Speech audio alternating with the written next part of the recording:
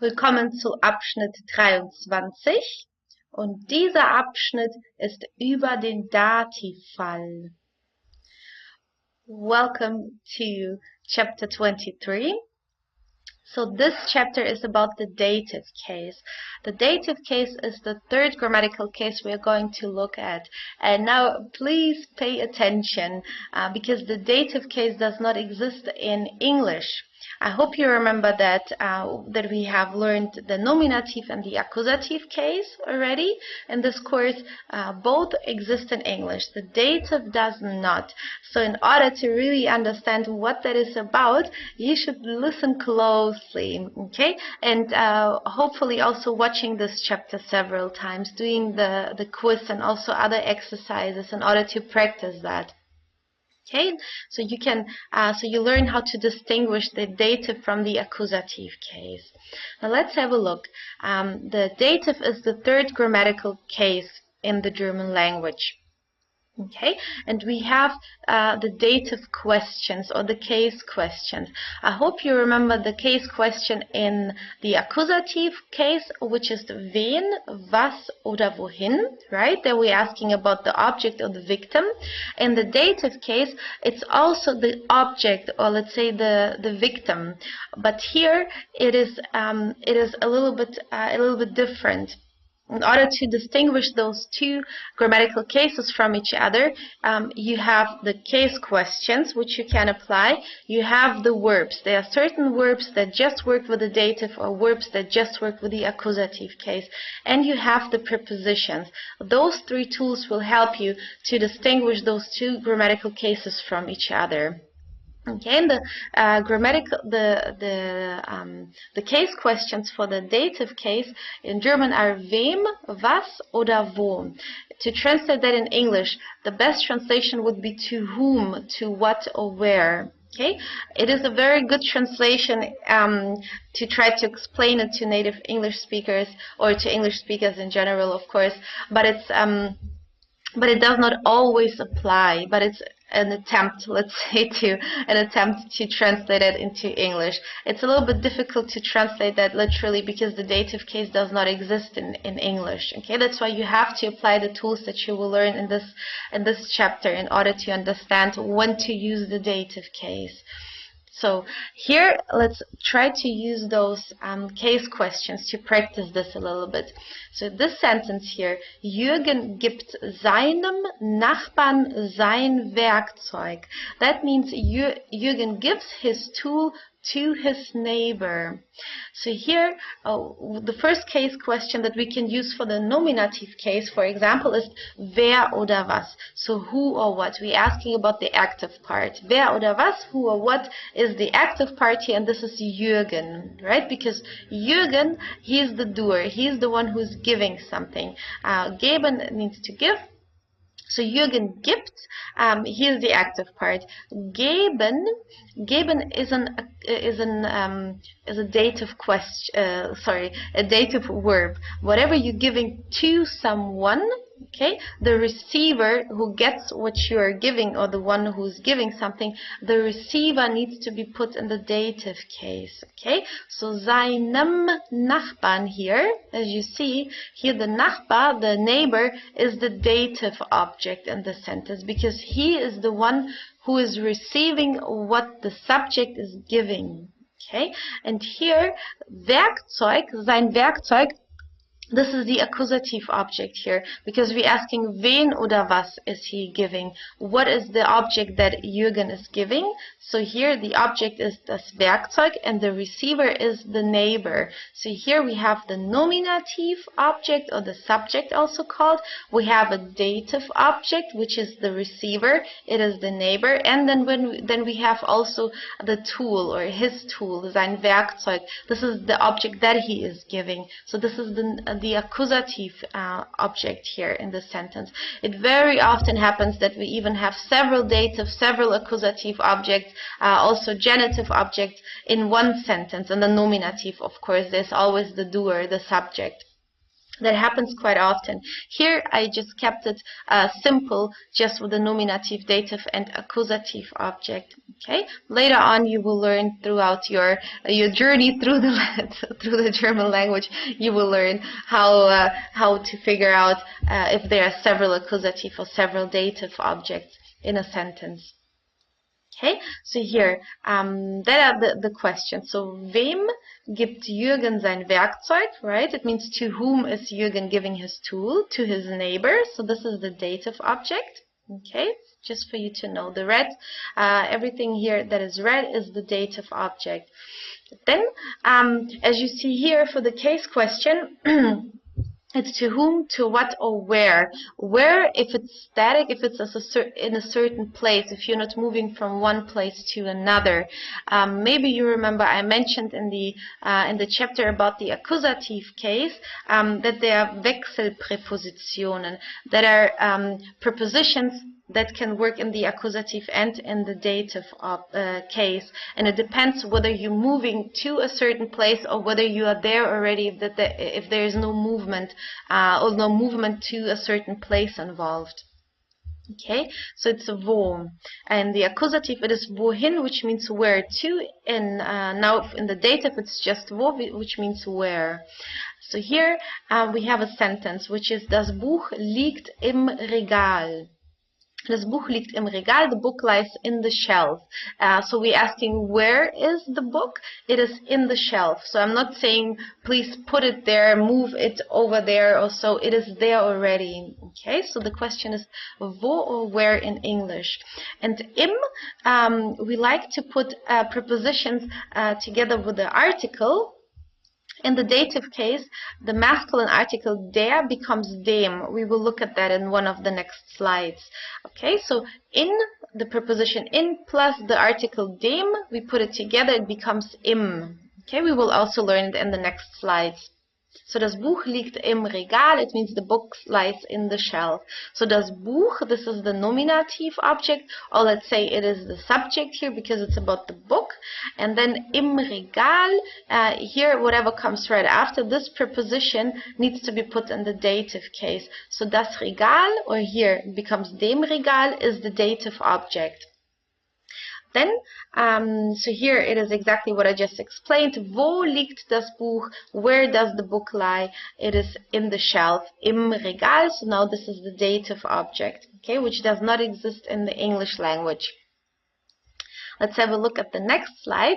So here we have the definite articles, der bestimmte Artikel, der bestimmte Artikel in the dative case. So here we have a comparison between nominative and dative. Der, the masculine article der, becomes dem in the dative case. Die becomes der.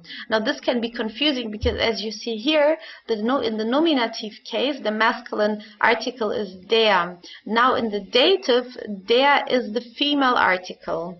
Okay, it can be confusing, but it's a matter of practice. It will, I know it might be confusing now if you look at that, but you will really learn it with the time. But of course you have to practice. Okay, and then the article das changes to dem in the dative case. So the masculine and the neutral are the same in the dative case. And then die, in the nominative case, the plural article becomes den in the dative case. Whenever you are talking about a plural noun, you have to add an extra n at the end of the noun in the dative case. This is a special rule. You have to add an n there always. Okay, so let's have a look at the examples. Ich gebe dem Mann einen Stift. I'm giving a pencil to the man. So geben, whoever receives what you are giving, right, as we have learned before, is a dative object. So here, ich gebe dem Mann, I give it to the man. To whom are you giving the pencil? I'm giving it to the man. So here the man is the dative object, so it's dem Mann. Der has changed to dem, because Mann is masculine, so actually it is der Mann, but now it's dem Mann because it's in the dative case. Einen Stift, now this is the accusative object because it's the object I'm giving to the man. Okay, but now let's not focus too much on the accusative. There is a chapter later on in this course which just focuses on how to distinguish nominative from accusative and dative. We are going to train it there. Okay, now I just want to focus a little bit just on the dative, not to confuse it or not to confuse you too much. Okay, so here, der Nachbar gibt der Frau ein Buch. Sorry, no, there is a space missing. Der Nachbar gibt der Frau ein Buch, which means the neighbor gives a book to the woman, right? Again, the woman is the one who is receiving something, what the neighbor is giving. So she is here the dative object, and die has changed to der, right? Now it's not die Frau anymore, it's der Frau, because it's in the dative case. Then the next one, die Ärztin verschreibt dem Mädchen keine Medizin. Sorry, there's a space missing here. So, die Ärztin verschreibt dem Mädchen keine Medizin. It means the female doctor doesn't prescribe the girl any medicine. Okay, verschreiben means to prescribe. To whomever someone prescribes something, the receiver of the prescription needs to be put in the dative case. So that's why Mädchen is neutral. It's das Mädchen, the girl. It becomes dem Mädchen in the dative case. And here now let's have a look at the example with the plural. It is du redest mit den Kindern. It means you're talking to the children. To whomever someone talks to, it needs to be put in the dative case. So here also, because of the preposition mit is a dative preposition. Whatever comes after mit needs to be put in the dative case. We are going to look at that in one of the next slides. But the important thing is that the child in the singular form is das Kind. The plural form is die Kinder in the nominative and in the accusative case. But now in the dative case you have to add an extra n. So Kinder, which is the children, becomes Kindern because it's in the dative case. So you have to add this extra n here for all nouns. Very important. A little rule which makes a difference in the German language. Okay, you have to add this n as you see here. Okay, then the next slide, here are the indefinite articles in the dative case. Unbestimmte Artikel. As you see here in the nominative case, just to compare those, the masculine one changes from ein to einem. The female one, eine, is changing to einer. I'm just exaggerating the pronunciation, but just for you to hear, we would say einem und einer if we speak in a normal way. So here, ein, the neutral indefinite article, becomes also einem, just as the masculine one. They are equal, and there is also no plural here, just as in all other grammatical cases. There is no plural with the indefinite articles. So here, das Haus gehört einem Lehrer. It means the house belongs to a teacher. Gehören means to belong to. So in German, when you use the word gehören, the object that actually belongs to someone, like here das Haus. In German, it is the nominative object or the subject. Okay, so das Haus stays in the nominative case, but to whom it belongs, the owner of whatever object, needs to be put in the dative case. Okay, so Lehrer here, it's the masculine teacher, der Lehrer. Or ein Lehrer, a teacher. In the dative case, it becomes einem Lehrer. Okay, the house belongs to a teacher. Then here the female example, ich wünsche einer Freundin viel Spaß. It means I wish lots of fun to a female friend. Right? Because it's Freundin, it has an IN at the end, so it is a female friend. And here, eine has changed to einer. Wünschen, jemandem etwas wünschen, to wish something to somebody, to whomever someone wishes something. So let's say the receiver of the wishing or of the wishes is a dative object. Okay, so here, ich wünsche meine Freundin, my friend, my female friend is the receiver of my wishes, so she is the dative object here. Then wir helfen einem verletzten Tier. It means we are helping an injured animal. So helfen, this is a dative object, dative verb, sorry. Whoever receives help from somebody is the dative object in the sentence. Okay, so Tier, it's das Tier, it's the animal, it's neutral. So ein has changed to einem here because the animal, the injured animal, is the one who receives help. So it is wir helfen einem verletzten Tier. And then the last one, uns gefallen Schuhe, we like shoes. Okay, uns gefallen Schuhe. There is no article here before, that's why you don't have to add an N here. Okay, it is just if you have the article den Kindern, for example, then you have to put an extra N here, there. Here we don't have an article, so we don't add an N. We like shoes, uns gefallen Schuhe. Gefallen means to like something, or if something is appealing to you. It's more about appealing, if you like the looks of something, for example, or yeah, it's more about the appearance of something. So uns gefallen Schuhe. Okay, to us, the shoes are appealing. Let's say uns is the dative personal pronoun of wir, of we. Okay, we're going to look at the personal pronouns right here at the next slide. So here we have a comparison between the nominative case and the dative case, and you see how the personal pronouns change. In the accusative case, they are also different. Okay, so here ich has changed to mir, du to dir in the dative case, changes to ihm, sie is changing to ihr. It can be confusing because in the nominative case, as you see here, ihr is you if you talk to a group of people. Okay, but in the dative case, ihr means is the personal pronoun of she.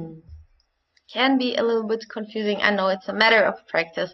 Okay, and then es is changing to ihm also, wir is changing to uns, ihr is changing to euch, und sie is changing to ihnen. If you talk to somebody in a formal way, no matter whether it's in the singular or plural form, it is also ihnen in the dative case, but then capitalized. Okay, please study this chart here. It is very important. Okay, and also to distinguish that from the accusative case. Then we have the prepositions. Now these prepositions are pure dative prepositions. Whatever comes right after those prepositions needs to be put in the dative case. Okay, that are not the prepositions that work with accusative and dative. We will have a closer look at that in the A2 course. Here, those are just pure dative prepositions. So let's have a look at them and their meaning. By means near or at in English. So here, Ort is the location, right? So you can say bei Hamburg. You can say diese Stadt liegt bei Hamburg, which means this town is near Hamburg. Or if you say ich bin bei meinen Eltern, it means I'm at my parents' place. Ich bin bei. So if you're at somebody's place, you use the preposition bei. And then whatever comes right afterwards is the dative object. So here bei meinen Eltern would be the dative object, or Hamburg would be the dative object because it comes right after bei. Then, referring to time, Zeit, by Nacht means at night, or by Tag at day, or during the day. Let's say at is the better translation for that. By Nacht at night. Okay. Seit means since or for. In German, there is no difference between since and for as in English. In English, it depends on whether it's a period or a point of time. You would say since 2005. But you would say 4 or 5 years, right? Because it's a period, then you're changing the preposition. In German, there is no difference. We use for both cases, we use seit. So here, seit einer Woche means for a week, okay? And here, Woche is female, so the indefinite article eine, which would be in the nominative and accusative case, changes to einer. The normal pronunciation would be einer. Okay, einer Woche, because Woche is female, die Woche. Then nach means to or after. It has two meanings. So either I say ich fahre nach Mainz, for example, I'm driving to Mainz, or ich fliege nach Brasilien, I'm flying to Brazil. Okay, whenever you're moving or you're moving yourself, let's say you're going, flying or running, whatever it is, to a city or a country, you have to use the preposition nach. Nach is just for countries and cities. We have another prepositions we will have a look after that, which is if you go to a let's say to a person, or you go to institution, then you need to use another preposition. But if you go to countries and cities, you have to use the preposition nach. Okay, so here referring time, it means after. Nach dem Unterricht means after the lesson. So here Unterricht is masculine, it's der Unterricht, but in the dative case, der changes to dem because it comes right after the preposition nach. Okay, whatever comes right after those prepositions is a dative object. Then we have gegenüber, it means across from.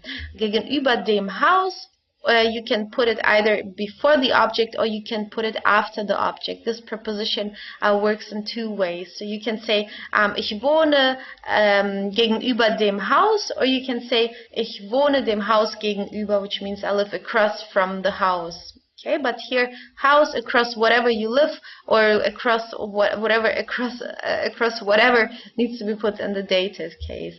Das Haus, it's neutral. In the dative case, it changes to dem Haus. Then the next one is an, vorbei, which means passing or past. An dem Gebäude vorbei means passing the building. Okay, so the building here is the dative object. It's das Gebäude, it's neutral, it changes to dem Gebäude in the dative case. An dem Haus vorbei. So those two words here need to embrace the article or the object. Okay. Then the next slide, it's also about prepositions. So here we have the word aus. Aus means from. So either if you want to say I come from a city, for example, or a country, could be you say aus. Ich komme aus Mainz. I come from Mainz. If you talk about a material, like here Material, if you want to say it is made from wood or it is made from glass, you also use the preposition aus, and then whatever it is made of, you have to put it in the dative case. Okay, Holz here, der Tisch ist aus Holz. Let's say the table is from wood. So here, Holz would be the dative object. The next one, mit. We use it, of course, very often also, and mit means with. Whatever comes after mit needs to be put in the dative case. So here, das Instrument, the instrument, whenever you use it in this case, it is mit einer Gabel. Gabel means fork, and it is female, die Gabel. But here in the dative case, you say einer Gabel, mit einer Gabel. Then we use it also in a kind of way, for example. So mit Glück means with luck, or mit ihr means with her. Okay, in English, as I said before, the dative does not exist. So in English it would be the accusative case also, if we say with her. But in German we don't say mit sie as it would be in the accusative case. We say mit ihr. Okay, because now in the dative case, sie is changing to ihr. Von means from, but it is not if you want to talk about an origin, where you come from or somebody comes from, or about the material as it is here. In English, both is from. Von means like if you're coming from a certain from an institution, for example, like here von der Schule, from the school. Okay, it's now not about the origin anymore. If you talk about your origin, for example, you have to use the preposition aus. Now here it's not about the origin, it's maybe the place you're just coming from. So then you use von. Okay? Or if you want to say that it is from a certain person, Täter is the doer. So von meinem Onkel means from my uncle. Von meinem Onkel. Okay, this is a possessive pronoun here. There's a chapter about it, so you can have a closer look and study this also. Okay, von meinem Onkel, from my uncle. So meinem Onkel here, this is the dative object. Then this is the second preposition for to. As we learned in the slide before, if you go to a country or a city, you use the preposition nach. But if you go to a person, for example, or a place which is not a country or a city, you use the preposition zu. So ich gehe zu meiner Schwester means I go to my sister. Okay, like to visit her to her place or wherever she is. Zu meiner Schwester. So here, meiner Schwester, it's the dative object. Here it's again the possessive pronoun. There's a chapter about it where you will learn it a little bit deeper or more into depth, also with the different grammatical cases, because it might be a little bit confusing for you right now. Okay, but it's just for you to understand when we're using those prepositions. And here, just as in the accusative case, I hope you remember, we like to put prepositions together with the article. Again, it does not work with all prepositions and all articles, but there are certain combinations which are possible. Like here, bei plus dem becomes beim. Der Couchtisch steht beim Sofa. It means the coffee table stands by the sofa. Oh, sorry, it's coffee. I missed the E, sorry. So the coffee table stands by the sofa. Okay, so bei dem Sofa. Or von plus dem becomes vom. Der Souvenir ist vom Bruder deiner Frau. The souvenir is from your wife's brother. Okay, the souvenir ist von, it's from him. Okay, zu plus der becomes zur. Ich fahre jeden Tag zur Arbeit. I drive to work daily. Arbeit ist female, it's die Arbeit, but in the dative case, die becomes der, right? And it changes to der because we're using the preposition zu. Whatever comes after zu needs to be put in the dative case. Then zu plus dem becomes zum. Ich gehe nie zum Arzt. I never go to the doctor.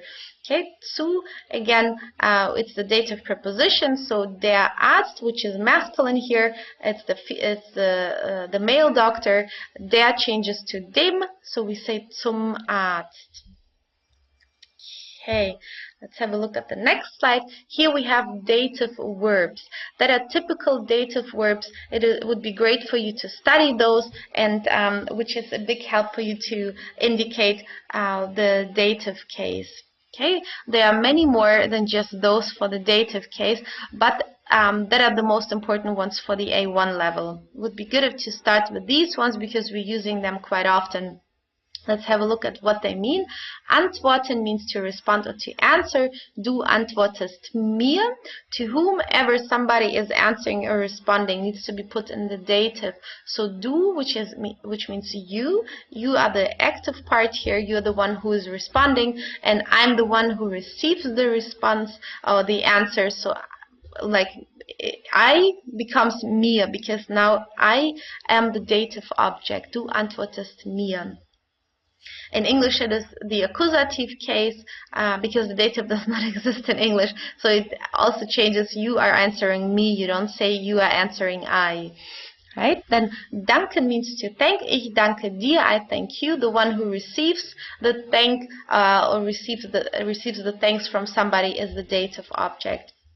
Gefallen means to appeal to somebody, or if somebody likes something, it's more about the appealing.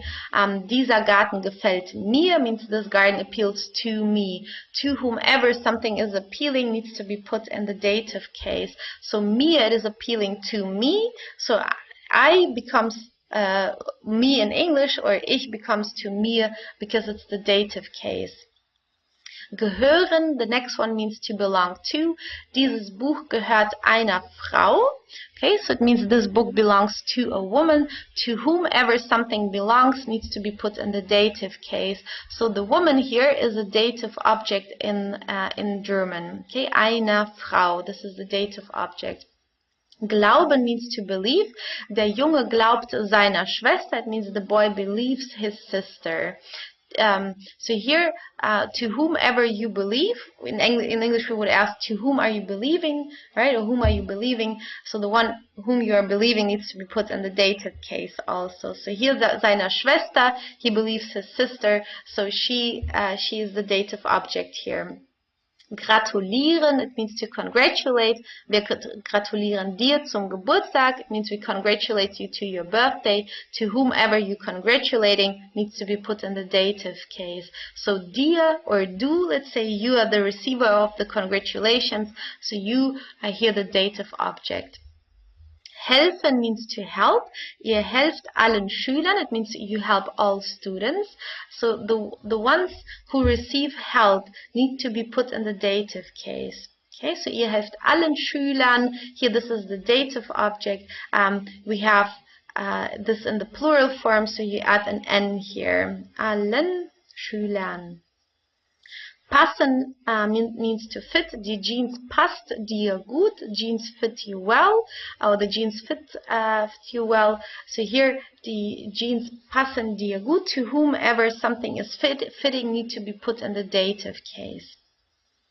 Schmecken, to taste. Dieses Eis schmeckt mir. It means this ice cream tastes good to me. So if I say das schmeckt mir, it means in English it tastes to me, but in German automatically it also means that it tastes well. So you can say dieses Eis schmeckt mir gut. If you want to emphasize it, you can add good, but it's enough in German just to say this ice tastes to me, and then it means that you like it. Okay, so to whomever something tastes well needs to be put in the dative case. The object that tastes well to you is the nominative object or the subject in the sentence. Okay, dieses Eis, this ice cream, schmeckt mir, tastes to me. Vertrauen means to trust. So here, wir vertrauen euch, we trust you. To whomever you trust needs to be put in the dative case. So ihr actually means you if you talk to a group of people, but ihr is changing to euch in the dative case. Okay, so we trust you. Ihr has changed to euch here. Okay, so that was the chapter about the dative case. Please watch that several times and do the quiz and practice this as much as possible.